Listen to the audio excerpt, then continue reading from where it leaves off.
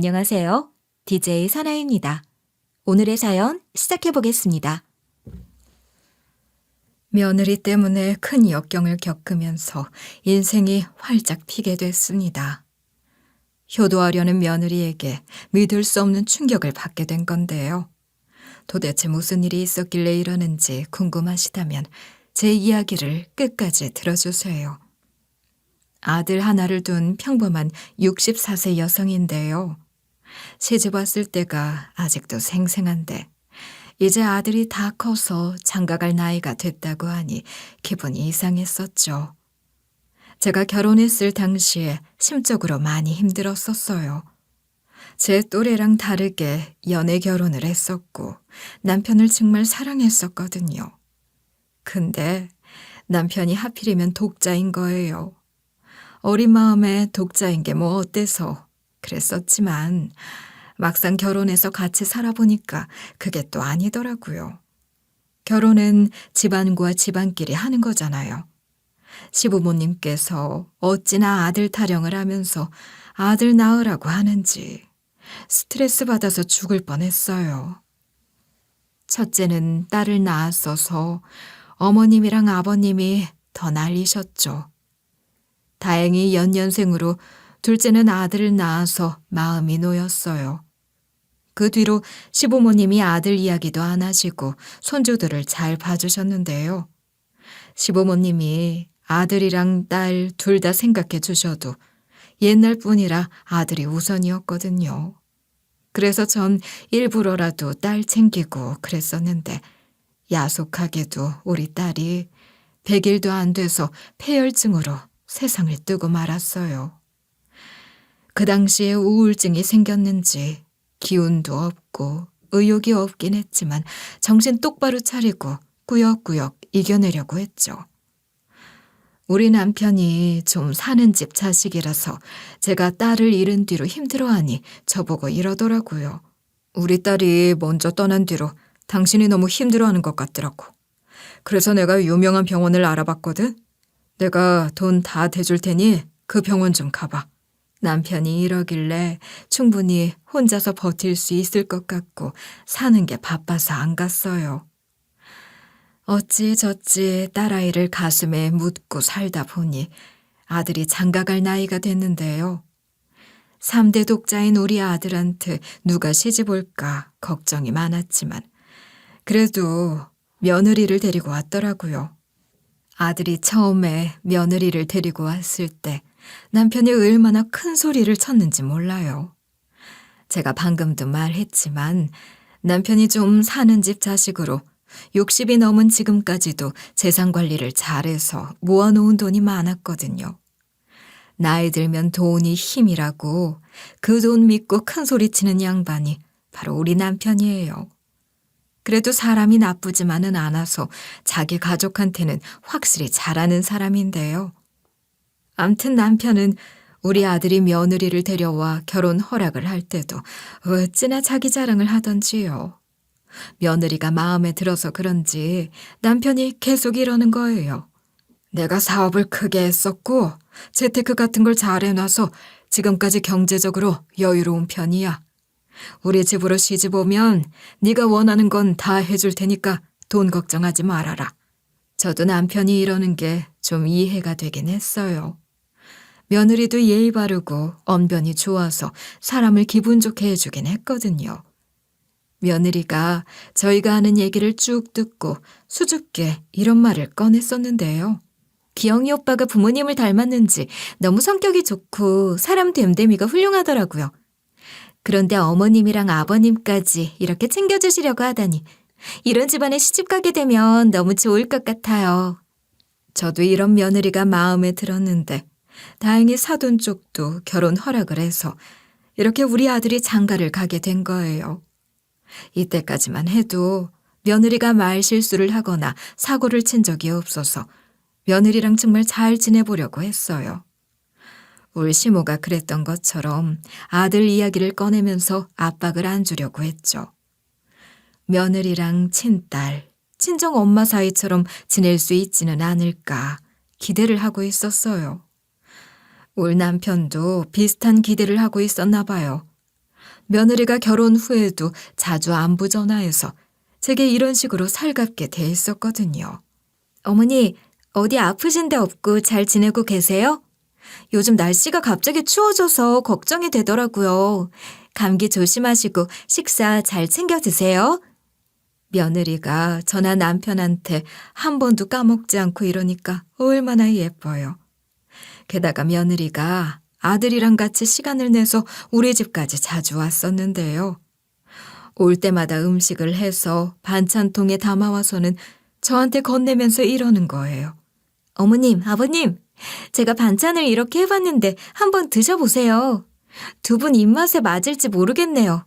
맛있으면 제가 다음에도 해드릴게요. 며느리가 이런 식으로 싹싹하게 잘해주니까 남편이 특히 마음에 들어 했어요. 그래서 남편이 며느리를 볼 때마다 늘 이런 말을 건네더라고요. 세상에, 이런 며느리가 어딨냐. 우리 아들이 결혼을 너무 잘한 것 같아. 우리 며느리가 아들만 낳아주면 딱일 것 같은데. 아들만 낳아주면 내 재산 전부 다 네 거니까 슬슬 자녀 계획 세워봐라. 남편이 이럴 정도로 며느리가 남편 마음에 쏙 들 만한 짓을 많이 했는데요. 앞서 말했던 것뿐만 아니라 남편이 좋아하는 한우, 장어를 사와서 구워주거나 약밥 같은 거 직접 만들어서 가져오곤 했어요. 근데 그게 다 남편이 좋아하는 음식들이었죠. 제가 좋아하는 걸 챙겨주는 건 없었어요. 그래서 제가 며느리한테 이런 식으로 서운한 티를 냈거든요. 이번에도 그이가 좋아하는 음식만 사왔네. 내가 좋아하는 건 언제 사오는 거냐. 안부 전화도 나한테 잘 안 하고 남편한테만 주로 하더만 설마 차별하는 게야? 제가 이러니까 며느리가 식구들 눈치를 슬쩍 보면서 난감해 하더라고요. 그리고 며느리가 웃으면서 이렇게 맞받아치긴 했는데요. 어머님, 무슨 말씀을 그렇게 하세요? 어머님도 좋아하시는 거라 사온 거예요. 다음에는 어머님이 좋아하는 거 사올게요.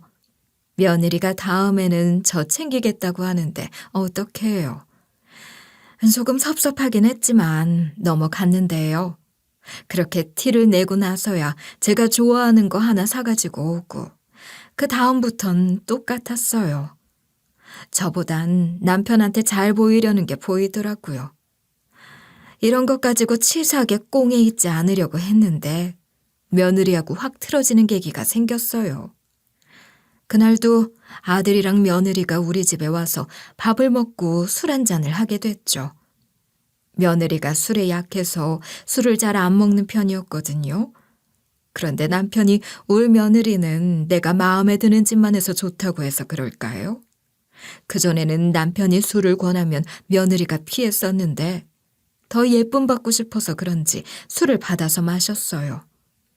역시나 예상대로 며느리가 금방 취해서 별말을 다 하더라고요.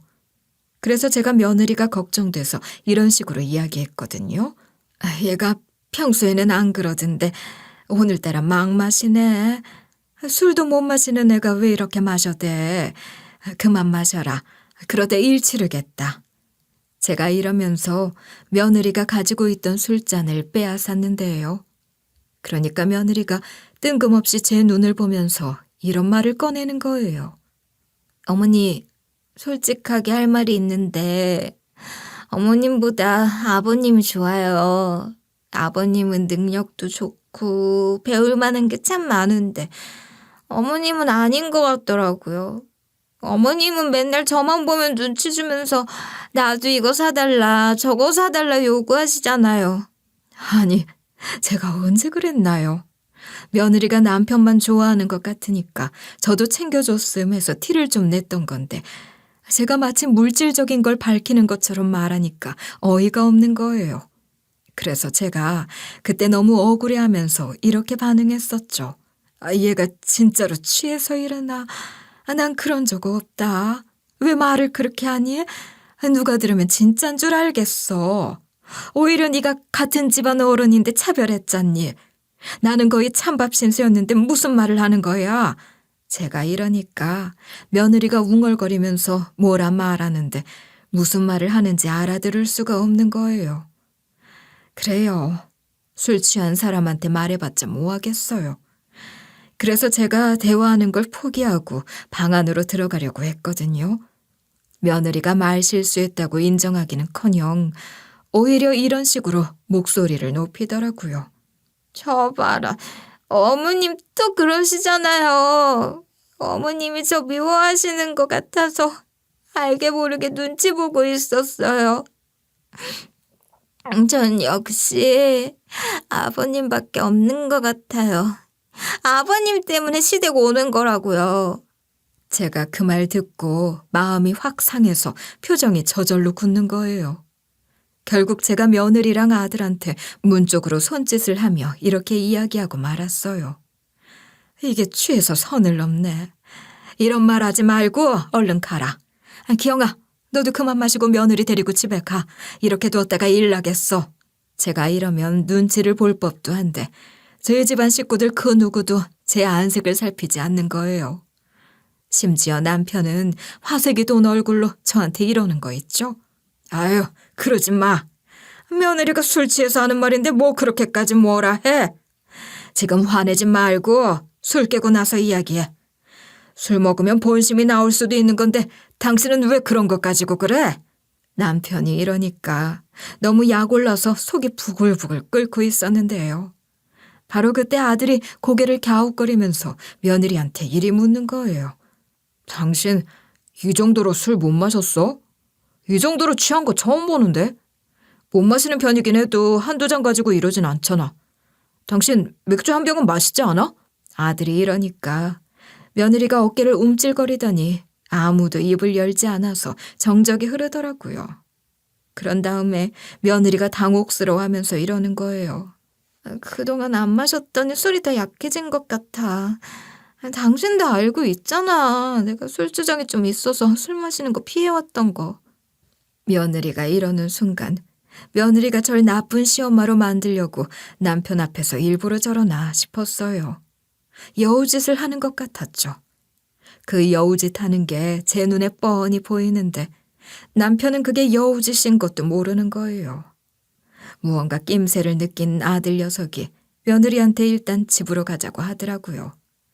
그래서 아들이랑 며느리를 보내고 남편한테 며느리가 일부러 저러는 것 같다고 이야기했는데요. 그런데 남편이 너무나도 태평하게 별것 가지고 태클을 건다는 식으로 이리 말하는 거예요. 며느리가 나한테 얼마나 잘 보이고 싶었으면 술에 취한 척 그렇게 귀여운 연기를 하겠어. 그러니까 당신도 며느리한테 너무 뭐라 하지 마.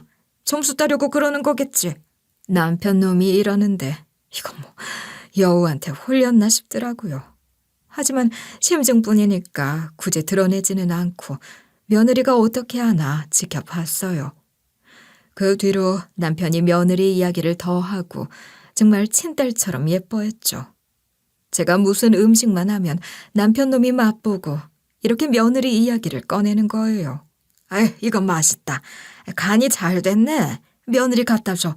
며느리가 미역국 좋아하잖아. 저번에 당신이 해준 소고기 미역국 잘 먹던데. 남편이 이랬었는데 며느리가 뭐가 예쁘다고 미역국을 보내주겠어요. 그래서 제가 못 들은 척 남편 말을 무시하고 제 할 일 했었는데요. 남편 놈이 지 마누 하나 챙길 것이지 퇴근 후에 집에 들어와서는 이러는 거예요. 내가 이번에 거래처에서 선물을 받았는데 이거 며느리가 좋아하는 브랜드 아니야? 우리 어차피 안 쓸 것 같은데 며느리 줄까? 우리 며느리가 좋아할 것 같은데. 남편이 백화점에 입점한 브랜드에서 판매 중인 샤워용품 세트를 보여주더라고요.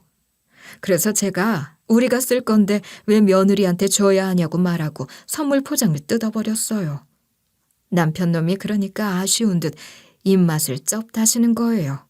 심지어 며느리가 오기만 하면 두 손 가득 뭘 들고 오니까 남편 놈이 이러는 거 있죠. 우리 며느리는 올 때마다 뭘 사가지고 오니까 너무 미안하네. 오히려 내가 며느리한테 뭘 좀 사줘야 하는데 왜 자꾸 사오는 거니? 아이고, 딱 봐도 비싼 것 같은데 다음엔 사오지 말아라. 내가 용돈도 줄 테니 살림에 보탰어. 남편이 이러면서 며느리한테 돈을 막 쥐어줬어요.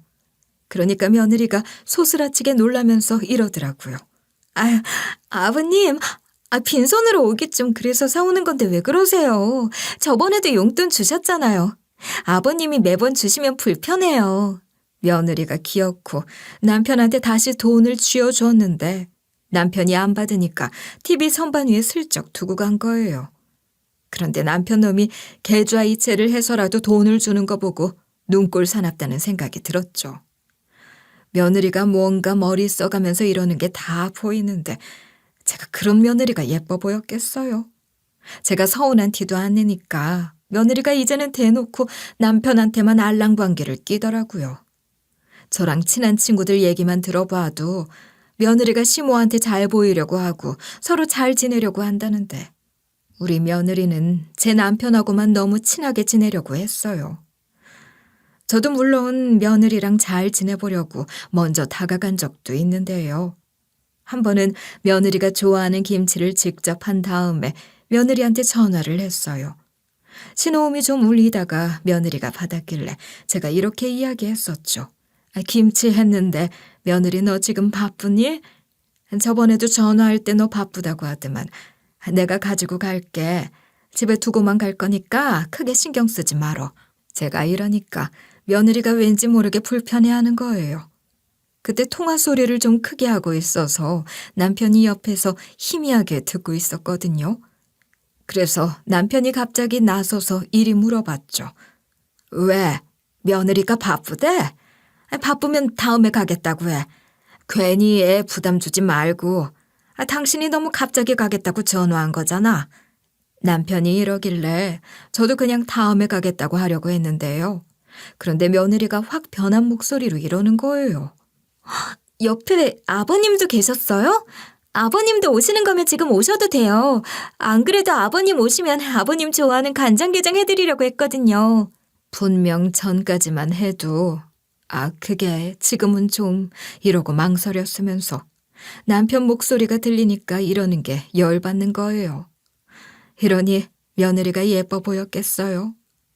그래서 결국 그 당시에 제가 안 가겠다고 말해버리고 전화를 끊어버렸는데요. 며느리가 끝까지 이런 식으로 나오니까 저도 시자 노릇 안 하려고 했는데 하게 되더라고요. 뭘로 시자 노릇 했냐면 아들 며느리가 결혼한 지 7년 차인데 아기 소식이 없어서 이걸로 닥달을 좀 했어요. 남편도 제 말에 동감했거든요. 남편이 며느리가 노산이라 나중에 고생할 것 같아서 걱정이다. 한번 얘기는 해봐야 할 것 같다고 했어요. 마침 며느리가 또 반찬을 했다면서 우리 집으로 오겠다고 하길래 허락했죠. 그때 남편이 잠깐 외출한 상태인데 일부러 말도 안 하고 부른 거였어요. 몇 분 뒤에 초인종 소리가 들리길래 인터폰 확인하고 문을 열어줬거든요. 며느리가 집안을 보고 남편이 없다는 사실을 알았는지 눈에 띄게 실망하더라고요. 그러면서 반찬만 두고 다음에 또 오겠다고 하길래 남편이 없어서 가는 거냐고 말해버렸어요. 그런데 며느리가 입을 삐죽대면서 이런 소리를 하는 거예요. 어머님 또 그러신다. 제가 왜 간다고 하겠어요. 어머님이 저만 보면 눈치 주시고 눈 흘기시니까 이러는 거잖아요. 제가 아직까지 애를 안 가지니까 마음에 안 드시는 거죠? 며느리가 이러니까 너무 어처구니가 없고 황당하더라고요. 저는 며느리가 부담스러워할까봐 손주 이야기를 꺼낸 적이 없거든요. 그래서 제가 욱하는 마음에 며느리한테 이렇게 쏟아내고 말았어요. 내가 며느리 너한테 손주 가지라고 닥달을 했다고? 너한테 손주 안 가졌다고 뭐라 했으면 억울하지도 않아. 며느리 너 생각해서 참았더니 뭐가 어쩌고 저쩌? 그래, 이참에 속 터놓고 이 얘기 좀 하자. 애는 언제 가질 거냐? 아예 안 가질 생각인 거야? 다른 집들은 손주 보는 낙으로 산다는데 너는 언제 손주 보여줄 거냐? 제가 이런 식으로 잔소리를 하니까 며느리 반응이 어땠겠어요? 며느리 입이 대빨 나와서 저한테 이렇게 신경질을 내더라고요. 이것 봐요. 어머님이 이러시잖아요. 지금 임신하라고 스트레스 주시는 거예요? 이래놓고 아버님 앞에서 아무 말도 안 한 척 하시는 게 어이가 없네요. 그러더니 우리 남편이 들어오자 지 시아버지한테 뽀르르 가서 일러버렸어요. 그런데 남편이 며느리 생각과는 다르게 며느리한테 단호하게 이랬었는데요. 그게 무슨 스트레스냐? 네 시어머니 말이 맞아. 우리 한 사람이 맞는 소리 했구먼 뭘 그래? 너도 이제 손주 가질 생각을 해야지. 언제까지 이러고 있을래? 아들만 딱 가지면 네가 원하는 거 다 들어줄 테니까 자녀 계획 세워라. 이렇게 남편이 아들 가지라는 잔소리를 시작하게 된 후로 며느리가 바로 움직였죠. 왜냐면 며느리가 노산이라 임신이 안 돼서 병원까지 찾아가서 인공수정하고 그랬거든요. 시간과 돈을 들인 덕분에 쌍둥이를 임신하게 됐지만 기쁘면서도 복잡 미묘한 기분이 들었어요. 제가 그런 감정을 느끼고 있는 사이 며느리 배는 점점 불러왔고 곧 쌍둥이 성별을 알 수 있을 때가 되었는데요. 아마도 제 기억상 임신한 지 20주 정도 되었을 때였을 거예요. 남편이 손녀보다 손자가 좋다 그렇게 노래를 불렀다고 했잖아요. 며느리가 남편한테 연락해서 집에 계시냐고 물어봐서 남편이 오라고 했거든요. 그러니까 며느리가 아들이랑 같이 집을 찾아와서는 이런 소식을 알려주는 거예요. 어머님, 아버님, 제가 얼마 전에 병원에 갔는데 아들 쌍둥이인 것 같다고 슬쩍 이야기를 해주셨어요. 아버님이 그토록 바라던 손자를 뵀다고요. 며느리가 잔뜩 들뜬 채로 말해주는데 그래도 아들 자식이고 제 손자니까 적당히 축하해 줬는데요. 저랑 반대로 남편은 너무 좋아하면서 이러더라고요. 드디어 우리 며느리가 손주를 가졌구나.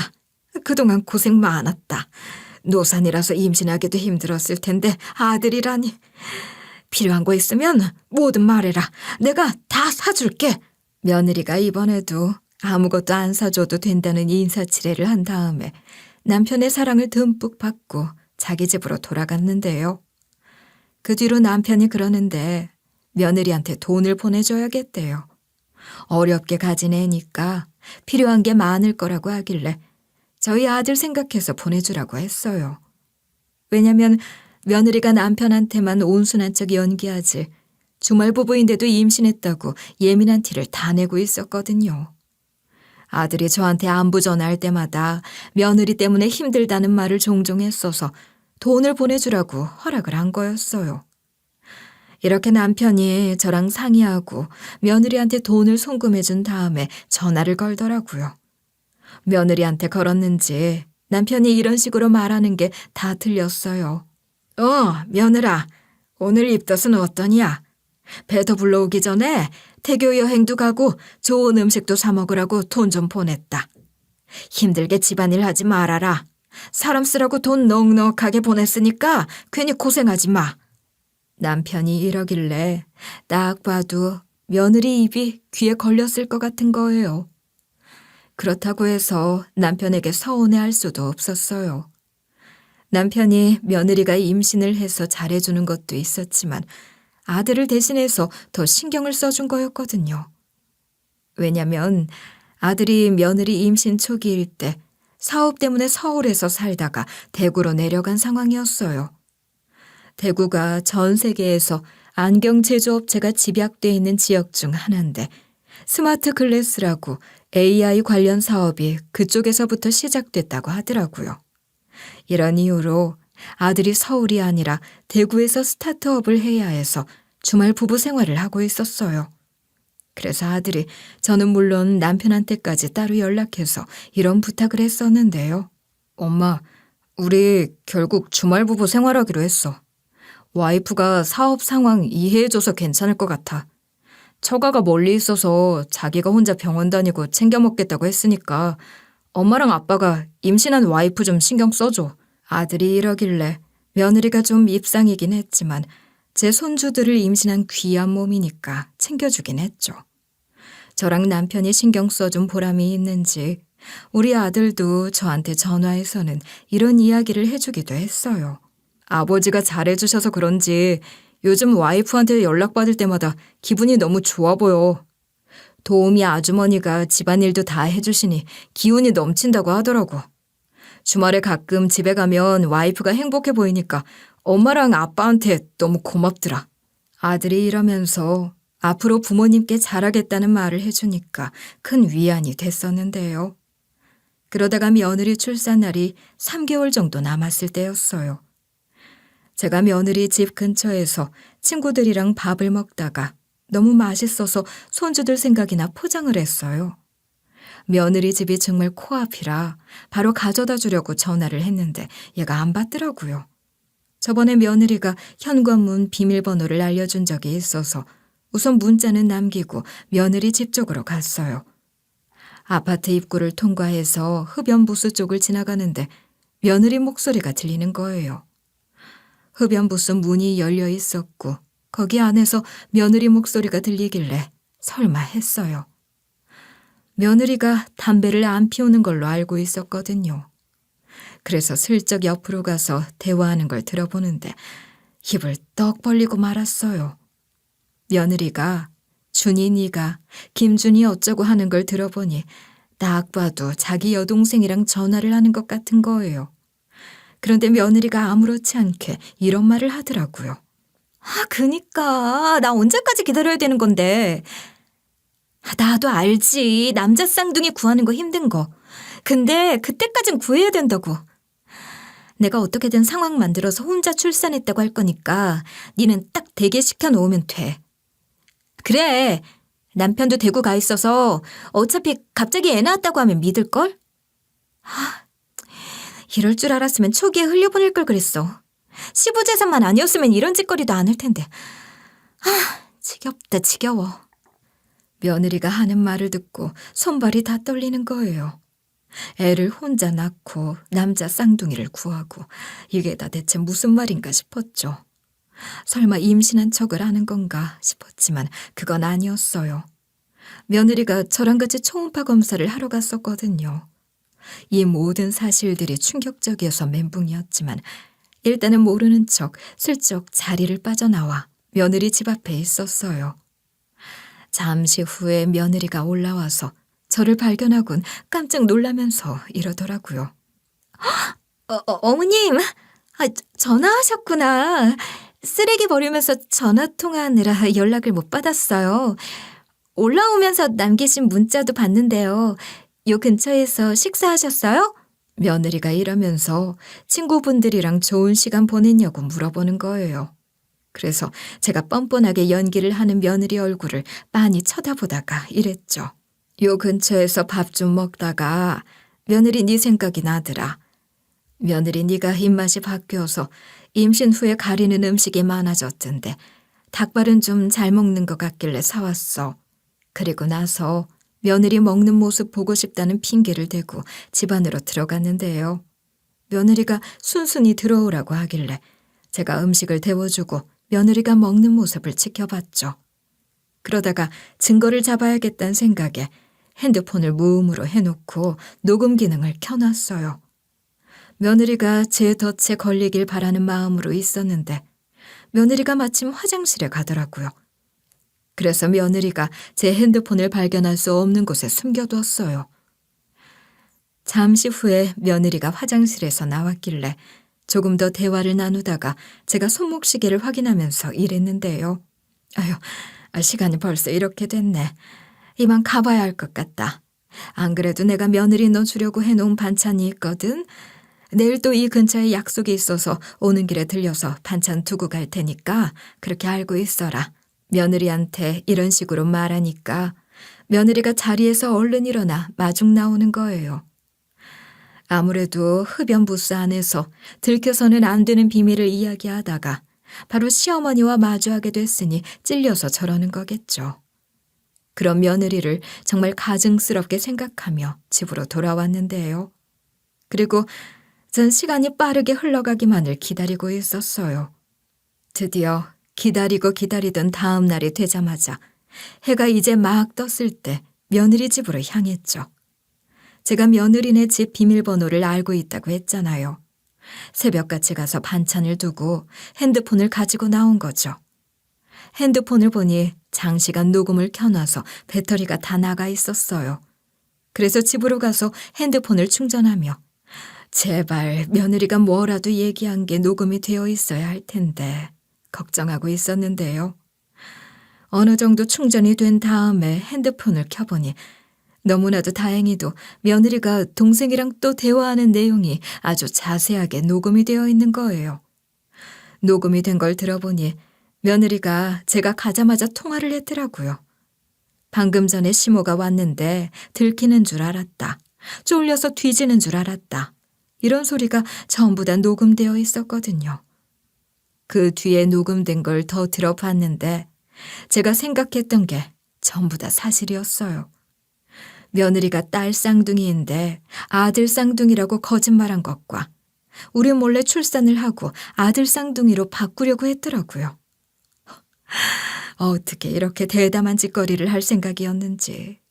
금방 들통날 거짓말을 그깟 돈 때문에 하려고 한 게 너무 기가 차고 뒤통수를 한 대 맞은 느낌이었어요. 그래서 제가 바로 남편한테 가서 제가 녹음한 걸 전부 다 들려줬죠. 그러니까 남편이 얼굴이 시뻘개져서는 이게 사실이냐 몇 번이고 되물어보더라고요. 제가 녹음한 걸 반복해서 들어보던 남편이 부들부들 떨더니 바로 며느리한테 전화해서 이렇게 소리 지르기 시작했어요. 너 지금 어디냐? 지금 당장 내 집으로 튀어와라. 무슨 일이 있어도 바로 달려와야 할 거다. 네가 안 오면 내가 찾아갈 거니까 빨리 오라고.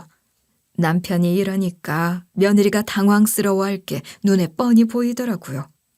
몇 분 뒤에 며느리가 와서 사색이 된 채 저랑 남편 표정을 살피면서 이랬는데요.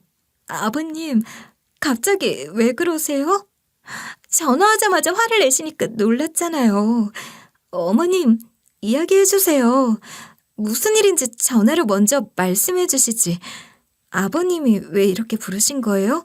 며느리가 이러면서 숨기는 게 있으니 눈을 자꾸 피하는 거예요. 그러니까 남편이 며느리한테 삿대질을 하며 이렇게 호통쳤어요. 네, 끝까지 모르는 척 할 거냐? 나 이미 와이프한테 다 들었다. 며느리 네가 임신 중에 담배 피우면서 뱃속에 있는 쌍둥이들이 여자애들이라서 딴 데로 보내고 남자 쌍둥이들을 구해달라고 했다며? 이게 다 내 재산 때문에 그런 거냐? 남편이 이런 식으로 심하게 고함을 지르며 며느리를 다그쳤는데요. 며느리가 그 말을 듣자마자 얼굴이 새하얘지더니 이렇게 딱 잡아떼는 거예요. 아버님, 지금 무슨 소리 하시는 거예요? 저 그런 적 없어요. 어머님이 아버님께 도대체 무슨 말씀을 하신 거예요? 왜 그런 거짓말을 하세요? 이쯤 되면 죄송하다고 사과할 법도 한데 며느리가 끝까지 이러길래 그나마 남아있던 정이 다 떨어지더라고요. 그래서 제가 바로 핸드폰을 켜서 며느리가 지 동생과 통화한 내용이 담긴 녹음본을 공개했어요. 며느리가 제 폰에서 나오는 자기 목소리를 듣자마자 손을 덜덜 떨더니 입술까지 파르르 떨더라고요. 제가 그런 며느리한테 이런 식으로 막 뭐라 하고 말았죠. 너 같은 사기꾼이 우리 집안에 시집 왔다는 게 소름 끼친다. 우리 아들한테도 말해서 이혼시킬 생각이니까 평생 같이 살 생각은 하지 말아라. 우리가 구해준 집에서 나갈 생각하고 다시는 우리 찾아올 생각도 하지 말라고. 그리고 며느리 뒷덜미를 팍 잡아당기면서 문 쪽으로 밀어냈는데요. 며느리가 너무 당혹스러웠는지 아무 말도 못하다가 어머님, 아버님 잠시만요 라고 하면서 문 밖으로 쫓겨났어요. 그날 인터폰으로 며느리가 떠나는 것을 보고 아들한테 전화를 걸었죠. 며느리가 하려던 짓과 저지른 짓들을 전부 다 전해 듣고 아들이 쇼크를 받았나 봐요. 잠시 정적이 흐르더니 아들이 말을 더듬으면서 이러는 거예요. 엄마, 그게 정말이야? 엄마가 제대로 들은 거 맞아? 잘못 들은 거 아니야? 우리 안 사람이 그럴 사람이 아닌데 무슨 오해가 있었던 거 아니야? 아들 녀석이 이러길래 녹음본을 보내주겠다고 하고 곧바로 전송했죠. 아들이 녹음본까지 듣고 나서야 현실을 받아들였나 봐요. 한참 동안 말도 안 된다는 소리만 반복하더니 자포자기 하듯이 저한테 이러더라고요. 엄마, 나 이 사람이랑 같이 못 살겠어. 와이프한테 쌍둥이 태어나면 시간을 갖자고 하려고. 아무리 생각해도 그 사람이 우리 딸들 키울 자격 없는 것 같아. 내가 어떻게 해서든 키워야지. 아들이 이러면서 눈물을 참으려는 듯 숨을 참고 있는 거예요. 그래서 제가 그런 아들을 이런 식으로 위로했어요. 그래, 잘 생각했다. 그런 것하고 얼른 이혼해서 멀어져. 엄마랑 아빠가 도와줄 테니까 울지 말고 정리해라. 나중에 다시 되돌아보면 정말 잘한 결정이라는 생각이 들 거다. 제가 이렇게 아들을 도닥여주고 있었거든요. 한편으로 큰 걱정이 되었던 건 며느리 고년이 혹시라도 우리 쌍둥이 손녀들을 위험에 빠뜨리게 할 것 같은 거예요. 그래서 제가 안전하게 잘 이별할 수 있을 것 같냐고 물어보니까 아들 녀석이 이러더라고요. 그건 걱정하지 마. 무사히 출산하게 한 뒤에 이혼하자고 할 거야. 안사람이 좋은 사람이라고 생각해서 같이 살았던 거잖아. 이제 그 사람 본성을 알았으니 무슨 일이 있어도 정리해야지. 아들도 다 생각이 있는 것 같아서 마음이 조금 놓였죠. 이제 아들이 며느리랑 사이를 정리할 일만 기다리고 있었어요. 며느리가 빨리 손녀들을 출산했으면 했고 왜 이렇게 시간이 안 가는지 몰랐는데요. 그런데 며느리가 막달일 쯤 매일같이 우리 집을 찾아오더라고요.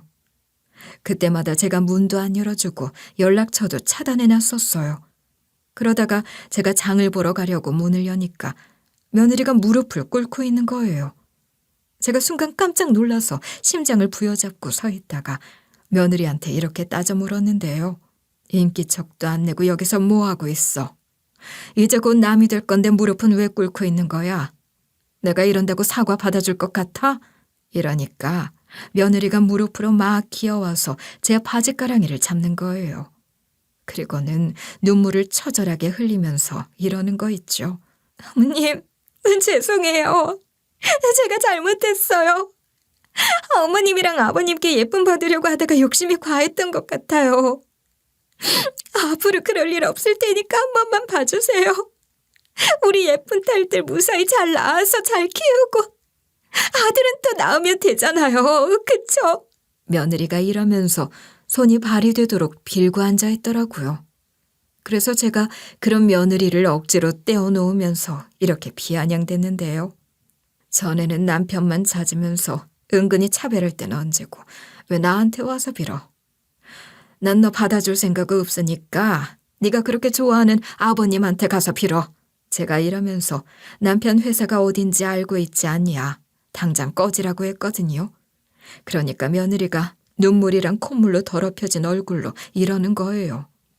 아버님은 저 보자마자 모르는 사람이라고 하면서 만나주지도 않았어요.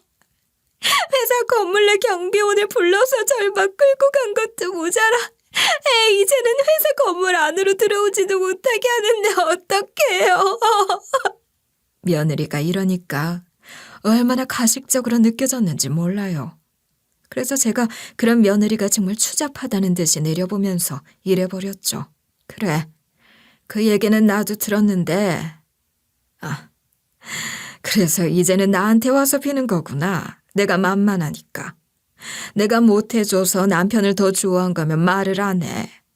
며느리 넌 내가 얼마나 잘해줬는지 알고 있지?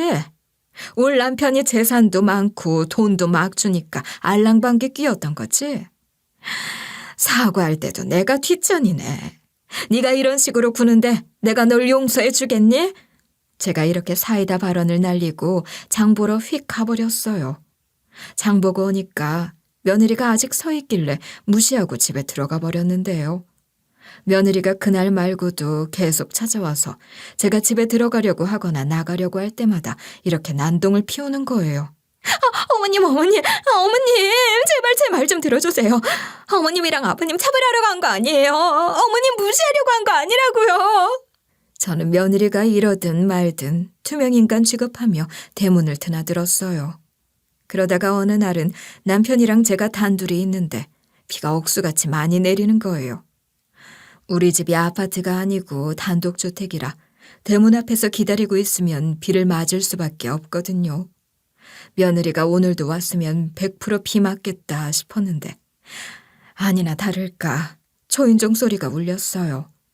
인터폰을 확인하면서 제가 왜 왔냐고 하자마자 며느리가 다급하게 이러는 거예요. 어머님, 아버님, 지금 비 와서 너무 추워서 그런데 문 좀 열어주시면 안 될까요? 두 분이랑 대화하고 사과드리고 싶은데 문 좀 열어주세요. 그때 며느리 목소리가 덜덜 떨리는 게 너무 심상치 않아 보였어요. 그런데 갑자기 우당탕 하고 뭔가 무너지는 소리와 함께 쓰러지는 소리가 들더라고요. 인터폰으로 보고 있었는데 쓰러진 것 같길래 서둘러 나가봤더니 며느리가 기절해 있었어요. 제가 얼른 119를 불러서 구급차가 도착했죠. 남편도 뒤따라와서 며느리가 쓰러진 걸 보긴 했지만 무심하게 일해버렸어요. 그러니까 포기하고 우리 아들이랑 헤어질 것이지. 도대체 이게 무슨 민폐인지 모르겠다. 어차피 우리 아들이랑 이혼해서 남이 되랜데 뭐하러 나까지 가겠나. 당신만 갔다 와. 그래서 저 혼자 며느리랑 같이 구급차에 타서 병원으로 향했는데요. 의사가 며느리 상태를 보고 심각한 얼굴로 다가와서 이러더라고요. 산모분이 스트레스를 많이 받아서 그런지 아이를 생각보다 빨리 출산하게 될 것 같습니다. 긴급 수술을 해야 되는데 수술 동의서 좀 작성해 주실 수 있을까요? 지금 당장 수술을 해야 한다고 하는데 어쩌겠어요. 일단 우리 손주는 살려야 하잖아요. 그래서 동의서에 사인을 해주니까 며느리가 출산을 하러 들어가더라고요. 그 후로 저도 수술실 앞에서 초조하게 기다리고 있었는데요. 그리고 시간이 지나 의사가 나와 절 부르는 거예요. 제가 왜 그러냐고 물어보니까 의사가 벙찐 얼굴로 이러더라고요. 방금 손주분들을 받았는데 이런 광경은 처음 봅니다. 보호자분께서 와서 확인해 보셔야 할 것 같습니다. 잠시만 이쪽으로 와보시겠어요? 저는 며느리가 나쁜 생각, 나쁜 마음만 먹은 게 아니라 담배까지 피웠으니 애들이 잘못된 줄 알았거든요. 의사가 이러길래 분만실에 들어갔는데 세상에 쌍둥이 손주들이 손을 꼭 잡고 있는 거예요. 그걸 보는데 심장을 주먹으로 한 대 맞은 느낌이었어요. 이 어린 것들이 지 엄마가 자기네들을 품은 채로 버린다, 흘려보낼 걸 그랬다, 애를 바꾼다 이런 말을 한 걸 다 듣고 있었는지 서로 의지하면서 손을 꼭 잡고 있었던 것 같더라고요.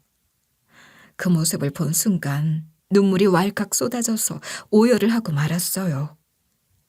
의사와 간호사들도 너무 신기하다며 털썩 무릎을 꿇은 채로 쌍둥이를 쳐다봤었죠. 그런데 이보다 더 쇼킹한 건 뭔 줄 아세요? 딸인 줄 알았던 손주들 밑에 뭔가 달려있는 거예요. 그걸 본 순간 믿기지가 않아서 몇 번이나 들여다봤다가 의사한테 이리 물어봤어요. 제 손주들이 지금 남자 쌍둥이로 태어난 거예요? 며느리가 다닌 병원에서는 분명 딸이라고 전달 들었는데 왜 아들이 태어난 거죠? 제가 이러면서 이런 일이 가능한 거였냐는 질문 세례를 했는데요. 그러니까 의사가 고개를 끄덕이면서 이런 반응을 보이는 거예요. 초음파 볼 때 소중이가 숨겨져 있어서 잘 안 보이는 경우도 있어요. 아무래도 산모분이 갔다는 그 병원에서 제대로 확인을 못 하신 것 같네요. 손녀딸인 줄 알았던 손주들이 손자들이라니. 의사랑 간호사들도 너무 신기하다며 수근거리고 있더라고요.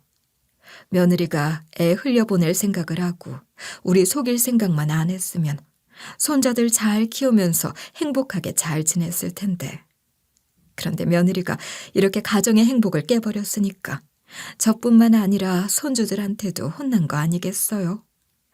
애들이 지 엄마 속내를 알고 소중이를 일부러 숨긴 건 아닐까 하는 상상까지 드는 거예요. 며느리가 이렇게 벌받았으니 어쩌겠어요. 땅을 치며 후회하게 해줘야죠.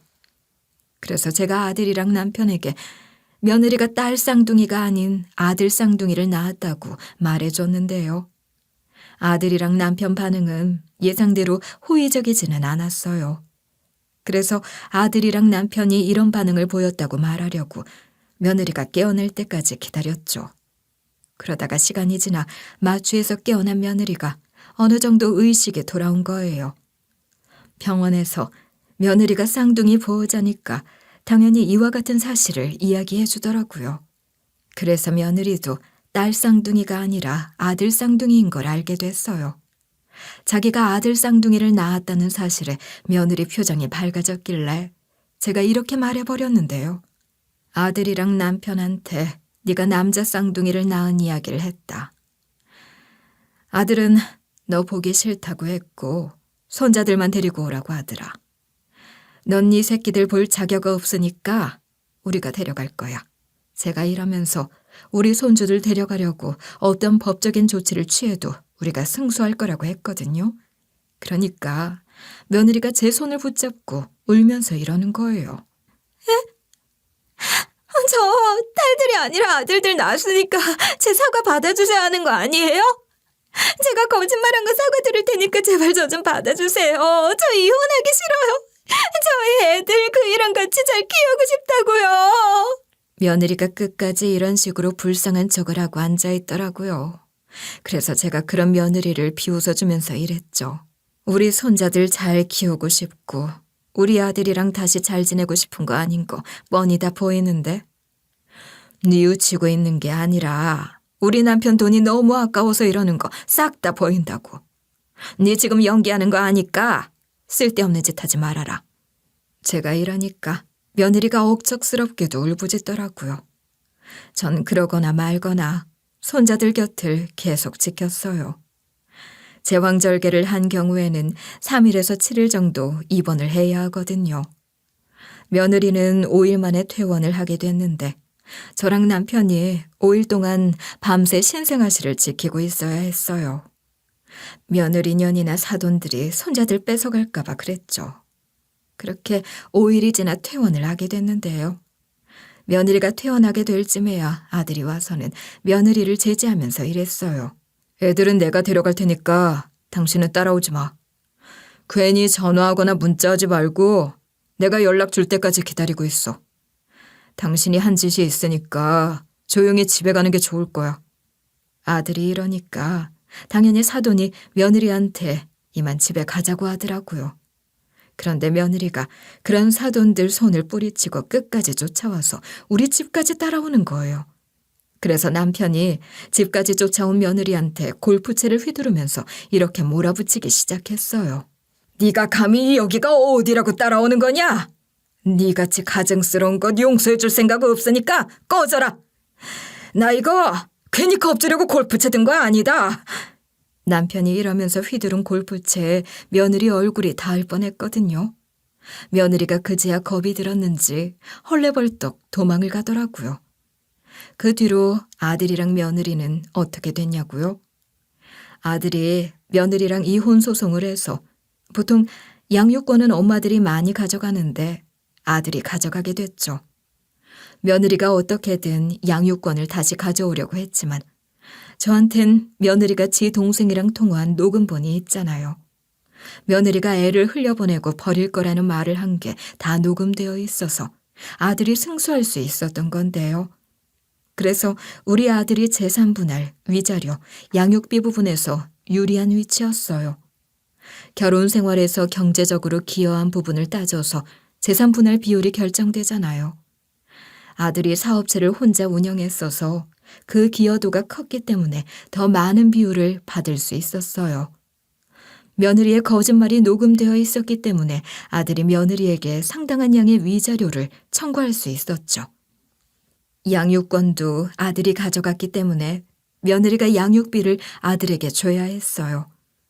이렇게 재판이 끝나고 나서 아들이 사업하느라 바쁘니까 손자들은 당분간 우리가 봐주기로 했는데요. 남편이 시터를 고용해줘서 편하게 키우고 있죠. 이전 며느리는 이혼했다고 가만히 있었는지 궁금하실 거예요. 이전 며느리가 이혼 소송 기간 동안 잊을만 하면 찾아와서 깽판을 쳤어요. 집 문을 막 두드리고 초인종을 누르면서 대성통곡을 하고 울부짖더라고요. 그래도 우리가 문을 안 열어줬거든요. 또 초인종 소리가 들려서 이전 며느리인 줄 알았는데 아닌 거예요. 이웃집 사람이길래 문을 열어줬는데 이웃이 글쎄 이런 말을 해주더라고요. 이 집 며느리가 제 집까지 찾아왔어요. 어머님이랑 아버님이 많이 화나셔서 문을 안 열어준다고 하더라고요. 제발 도와달라고 간청을 하던데 무슨 일이 있으셨나요? 이웃이 이러길래 이전 며느리가 별의 별 방법을 다 쓴다고 생각했었죠. 하지만 이웃 앞에서 이전 며느리를 혼낼 수는 없어서 우선 이렇게 이야기했었는데요. 아니요, 아무 일도 없었어요.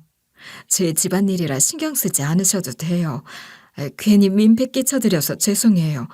저희가 알아서 해결할 거니까 얼른 들어가 보세요.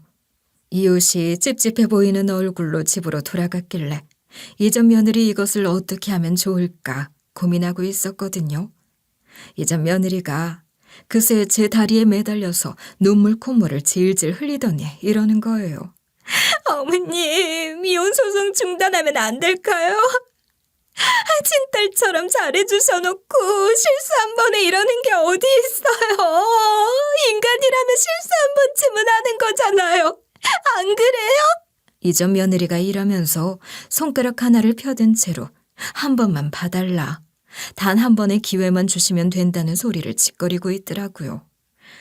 그래서 제가 핸드폰을 들어 올리면서 이렇게 대응해버렸어요.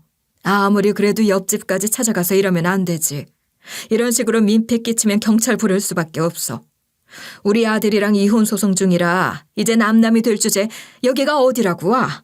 제가 이렇게 쏘아붙이고 나서 112에 전화를 걸었는데요. 이전 며느리가 미쳤는지 눈깔이 획 돌아가서는 이렇게 발광하는 거예요. 어머님, 제발 신고하지 말아주세요. 결혼해서 팔자 핀 줄 알았는데 이게 뭐예요? 제가 속물이라서 이러지는 거죠. 어차피 인간은 전부 다 속물 아닌가요? 어머님도 그렇게 생각하시잖아요. 돈만 밝혀서 죄송하다고 빌고 있으니까 제발 봐주세요. 네? 이전 며느리가 이러니까 헛웃음이 절로 나오더라고요. 그래서 제가 이전 며느리를 정말 한심하게 쳐다보면서 이랬어요. 내가 니랑 똑같은 인간인 줄 아니? 네 정도로 속물처럼 살아본 적 없어서 모르겠는데? 네가 우리 가족들을 속이고 한 행동들 전부 다 이해 안 되니까 이상한 말로 설득하려고 하지 말아라. 제가 이러고 나서 경찰이 올 때까지 대문을 닫아놓고 있었는데요. 경찰이 오니까 그제야 대문을 열고 이전 며느리가 한 짓을 전부 다 이야기했죠. 경찰이 이전 며느리랑 몇 분 동안 이야기를 나눠보고 말이 통하지 않는다고 생각했는지 이러더라고요. 이렇게 소리 지르시면 고성방가로 잡혀가실 수밖에 없습니다. 이 집뿐만 아니라 다른 집에서도 신고할 수 있다고요. 일단 여기 계시지 말고 서로 가서 대화하시게요. 아무래도 말이 안 통하니까 이전 며느리랑 우리를 떼어놓으려고 하는 것 같았어요. 이야기를 들어준다고 하니 이전 며느리가 발걸음을 떼니까 경찰 한 분이 재빠르게 다가와 이런 말을 건네시는 거예요. 계속 찾아오신 거라 또 문제될 수 있으니까 접근 금지 신청하세요. 절차 밟아드릴까요? 원래 접근 금지 신청은 법원을 통해야 하고 경찰이 직접 해드릴 순 없지만 피해자분이 경찰에 신고하면 저희가 사건을 조사하고 필요한 경우 법원에 접근 금지 신청을 도와드릴 수 있습니다. 그래서 제가 그렇게 해달라고 하고 이전 며느리한테 접근 금지 신청을 때려버렸어요. 그 와중에 우리 아들이 이혼 소송에서 승소하게 되니 이전 며느리가 아예 포기를 했는지 소리 소문 없이 사라지더라고요. 당연히 우린 지금까지 이전 며느리한테서 양육비를 꼬박꼬박 받고 있어요. 아들은 그래도 육아는 자기가 해야 할 것 같다면서 서울 쪽으로 올라와 사업을 확장시켰는데요. 그 뒤에는 아들이 우리랑 같이 손자들을 키우고 있죠. 시한폭탄 같은 전 며느리가 평생 우리 귀한 쌍둥이 손자들 앞에 안 나타나길 바랄 뿐이에요. 근데 전 며느리 같은 경우는 염치 없는 인간이라 또 누군가를 꼬셔서 살지 않을까 싶은데요. 부디 전 며느리가 싼 똥물이 우리한테 튀지 않길 바라고 있어요. 걱정과는 다르게 이후로 별일 없이 쌍둥이 손자들이 무럭무럭 잘 자라고 있어서 이런 식으로 사연글을 써보게 된 거예요. 인간관계에서 가장 중요한 건 인간다움이라고 하잖아요. 그러니까 여러분 인생에서 인간다움을 해치는 사람들이 있다면 반드시 저처럼 깔끔하게 해결하시길 바랄게요.